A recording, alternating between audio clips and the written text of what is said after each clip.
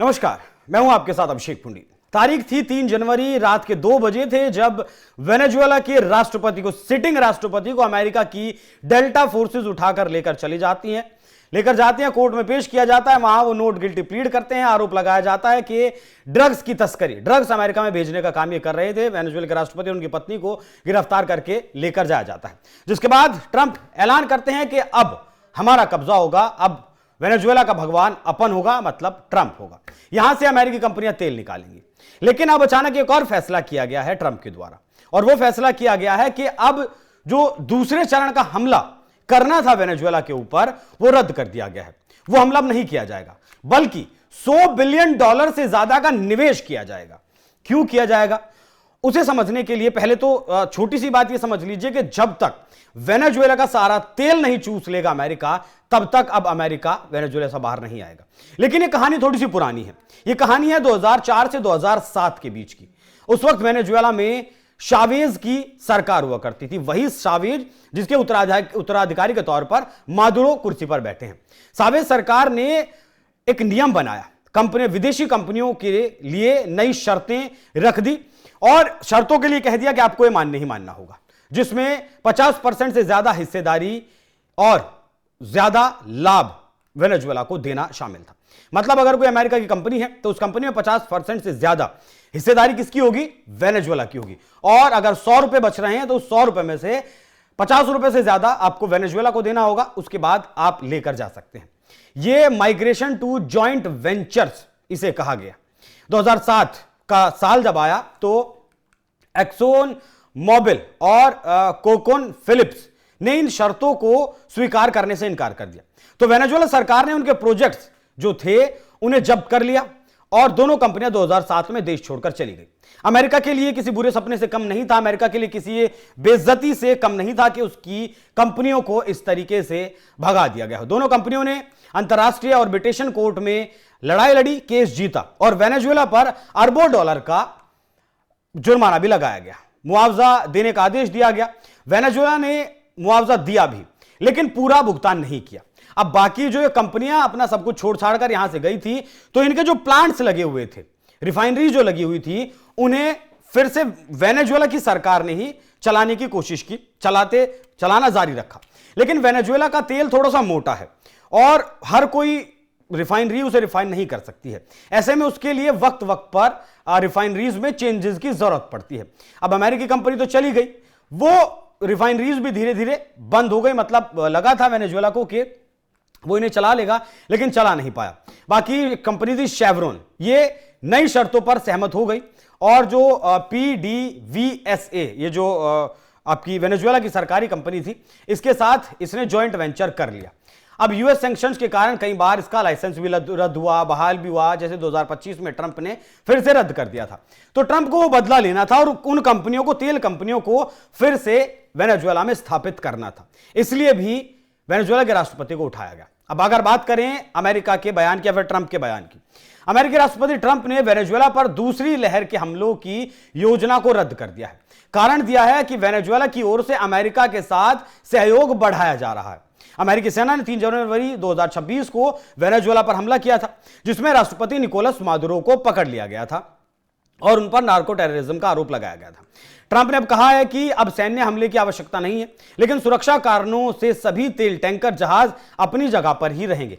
जितने भी तेल टैंकर वेनेजुएला की सीमा में आए थे, दिसंबर के बाद से वो जा नहीं पाए हैं। सबको रोक कर रखा है किसने, अमेरिका ने। बड़ी अमेरिकी तेल कंपनियां वेनेजुएला में कम से कम $100 बिलियन से ज्यादा, मतलब $100 अरब से ज्यादा निवेश करेंगी। ट्रंप ने इन कंपनियों के प्रमुखों से व्हाइट हाउस में मुलाकात की योजना भी बनाई है। ट्रंप ने न्यूयॉर्क टाइम्स को दिए इंटरव्यू में कहा कि अमेरिका आने वाले कई सालों तक वेनेजुएला पर नियंत्रण बनाए रखेगा और वहां से तेल निकालता रहेगा। हम इसे बहुत मुनाफे वाले तरीके से दोबारा खड़ा करेंगे। हम तेल का इस्तेमाल करेंगे और तेल को लेंगे भी। हालांकि ट्रंप का जो प्लान है वो ये भी है कि पहले 30-40 बिलियन बैरल तेल वो खुद के लिए निकालेगा, उसके बाद वो दुनिया में बेचेगा। बाकी ट्रंप की तरफ से कहा गया है कि यह शांति की तलाश है। वेनेजुएला शांति की तलाश के संकेत के रूप में बड़ी संख्या में राजनीतिक कैदियों को रिहा कर रहा है और यह एक बहुत ही महत्वपूर्ण और दूरदर्शी कदम है। मतलब जो ट्रंप के फेवर के सहयोगी लोग थे, अब उन्हें मौजूदा जो सरकार है वो रिहा कर रही है। वो भी पूरी कहानी मैं आपको बताऊंगा, कितने राजनीतिक कैदियों को 2013 से, जब से ये आपका मादुरो आए हैं, तब से कितने गिरफ्तार किए गए हैं। अमेरिका और वेनेजुएला खासतौर से अपने तेल और गैस बुनियादी ढांचे के पुनर्निर्माण के संबंध में एक बड़े, बेहतर और ज्यादा आधुनिक रूप में मिलकर अच्छा काम कर रहे हैं। इस सहयोग के कारण मैंने पहले से अपेक्षित हमलों की दूसरी लहर को रद्द कर दिया है, जिसकी अब जरूरत नहीं प्रतीत होती। सुरक्षा कारणों से सभी जहाज अपने स्थान पर ही रहेंगे। बड़ी तेल कंपनियां द्वारा कम से कम $100 अरब का निवेश किया जाएगा। ये सारी बातें उन्होंने अपने उसमें लिखी, अपने कहीं कि अपने ट्रुथ पर लिखी, सोशल मीडिया पर। अब कितने कैदियों की रिहाई हुई है? वेनेजुएला की नेशनल असेंबली के प्रमुख ने यह कहा है कि देश की जेलों में बंद स्थानीय और विदेशी नागरिकों को बड़ी संख्या में रिहा किया जाएगा। कार्यवाहक राष्ट्रपति डेल्सी रोड्रिगवेज के भाई जॉर्ज रोड्रिगवेज ने यह बताया है। हालांकि यह नहीं बताया कि कितने लोगों को शुरुआत में छोड़ा जाएगा। 2024 के विवादित चुनावों के बाद बड़े पैमाने पर लोगों की गिरफ्तारियां हुई थी। वेनेजुएला सरकार का दावा है कि वो राजनीतिक कैदियों को नहीं रखती, जबकि अमेरिकी सरकार और विपक्ष ने विपक्षी नेताओं और आलोचकों की रिहाई की मांग की थी।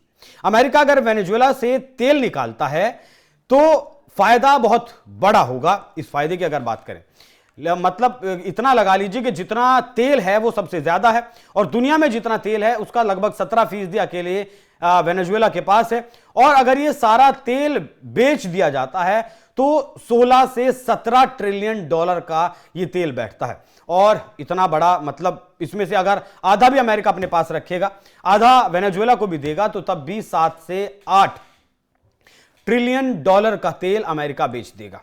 बाकी अगर बात करें रणनीति का हिस्सा, विरोधी नेता, कार्यकर्ता, पत्रकार, मानवाधिकार रक्षक और प्रदर्शनकारियों को गिरफ्तार किया गया था।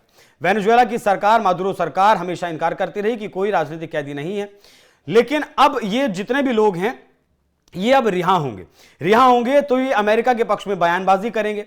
वेनेजुएला में अमेरिका के पक्ष में जो पहले ही माहौल बना हुआ था उस माहौल को और ज्यादा बनाएंगे। कहा यह गया था जब इन लोगों को गिरफ्तार किया गया था कि विरोध को दबाने और सत्ता पर कब्जा बनाए रखने के लिए मादुरो ने इन लोगों को गिरफ्तार करवाया था। मादुरो ने 2013 से सत्ता संभाली है और चुनावों में हेरफेर, विरोधियों को अयोग्य घोषित करना और दमन का इस्तेमाल करना, यह उनका प्रमुख काम रहा है। 2024 के जो राष्ट्रपति चुनाव हुए वो विवादित रहे। मादुरो की तरफ से कहा गया कि उन्होंने 51% वोट के साथ जीत दर्ज की है, लेकिन अंतर्राष्ट्रीय पर्यवेक्षकों ने उसे धांधली बताया कि इस चुनाव में धांधली हुई है और मादुरो को केवल 30-35% वोट मिले हैं। इसे ऑपरेशन नॉक नॉक कहा गया। प्रदर्शनकारियों और विरोधियों पर लगातार कार्रवाई की जाती रही। 2000 से ज्यादा लोगों को गिरफ्तार किया गया और आरोप लगाए गए कि ये आतंकवाद की गतिविधियों में संलिप्त हैं, घृणा फैलाने का काम कर रहे हैं, सरकार के खिलाफ साजिश रचने का ये लोग काम कर रहे हैं।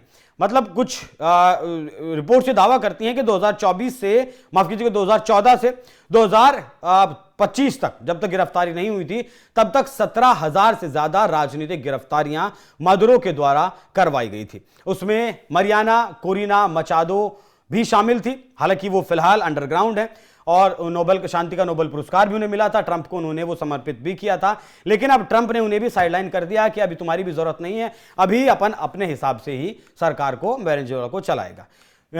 सरकार के खिलाफ जाने के डर से अब लोग बहुत ज्यादा वेनेजुएला में बोलते भी नहीं थे। लेकिन मादुरो की गिरफ्तारी के बाद से लोग वेनेजुएला में खुश हैं। लोग वेनेजुएला में अमेरिका के समर्थन में प्रोटेस्ट तो नहीं कहा जाएगा कि रैलियां निकाल रहे हैं और धन्यवाद एक तरीके से ट्रंप का दे रहे हैं। तो ट्रंप ने एक काम करके, मतलब मादुरो को उठाकर बहुत सारे काम किए हैं। फ्रेश वाटर भी लगभग 12% वेनेजुएला में है, उस पर भी अब किसका कब्जा होगा? अमेरिका का कब्जा होगा। तेल भी दुनिया में सबसे ज्यादा है, उस पर भी किसका कब्जा होगा? अमेरिका का कब्जा होगा। मतलब ताकतवर से और ज्यादा ताकतवर अमेरिका इस तेल को बेचकर हो जाएगा। अच्छा, इससे एक फायदा यह भी होगा कि रोजगार भी बढ़ेंगे। बाकी जो तेल दुनिया में, फिलहाल दुनिया में तेल की जो कीमतें हैं वो और ज्यादा निचले स्तर पर पहुंचेंगी, क्योंकि अमेरिका तो जो अमेरिका ने प्रोजेक्ट यहां पर खड़ा किया है, अभी 9 लाख बैरल तेल रोजाना वेनेजुएला निकालता था। लेकिन अमेरिका का जो लक्ष्य है वो लक्ष्य है कि लगभग 2.5 लाख बैरल तेल मतलब 25 लाख बैरल तेल प्रतिदिन यहां से निकाला जाएगा। अब वो जब तेल मार्केट में आएगा तो जाहिर सी बात है तेल की कीमतें घटेंगी। इससे मंदी पर भी, माफ कीजिएगा, महंगाई पर भी असर पड़ सकता है। महंगाई कुछ हद तक कम हो सकती है। अमेरिका को भी फायदा होगा, दुनिया को भी फायदा होगा, लेकिन जो तेल बेचने वाले देश हैं उन्हें कहीं ना कहीं इसका नुकसान उठाना पड़ सकता है। अभी मनमानी के रेट पर जो वो तेल बेचते थे वो आगे आने वाले वक्त में नहीं कर पाएंगे। तो ट्रंप ने एक तीर से कई निशाने साध लिए हैं। बाकी जब अमेरिका आ जाएगा वहां पर तो फिर भारत के ऊपर जो प्रतिबंध लगा है, वेनेजुएला से तेल नहीं खरीद सकता, हो सकता है वो प्रतिबंध भी हट जाए और भारत के पास एक और विकल्प सस्ता तेल खरीदने का भारत के पास आ जाए। तो ये जो अचानक रवैया बदला है ट्रंप ने, इस पर आप लोगों की क्या राय है? हाँ, ये भी जान लीजिए कि कम से कम 20 साल का प्रोजेक्ट लेकर ट्रंप चल रहे हैं। अमेरिका कम से कम 20 साल अब वेनेजुएला से बाहर आने वाला नहीं है, क्योंकि $100 बिलियन की रकम निवेश करना वो एक बहुत बड़ा अमाउंट अपने आप में होता है। बाकी आप लोगों की राय इस पर क्या है, कमेंट बॉक्स में जरूर बताइएगा। नमस्कार।